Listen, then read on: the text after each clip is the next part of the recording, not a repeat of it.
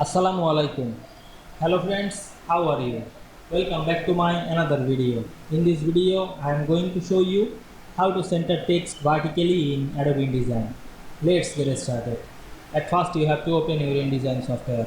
Now you can see here the page with text box and text. Now you want to text align center vertically. Go to the window menu and select the type and table option and choose the character.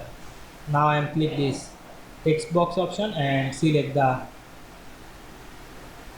alignment option. Select the align center, then select the align center vertical. Now we can see we align center vertical very easily. You can make all text using this process. Now you can see we align text vertically easily. I hope you enjoyed my video. Please like, comment, share and subscribe my channel. Thanks for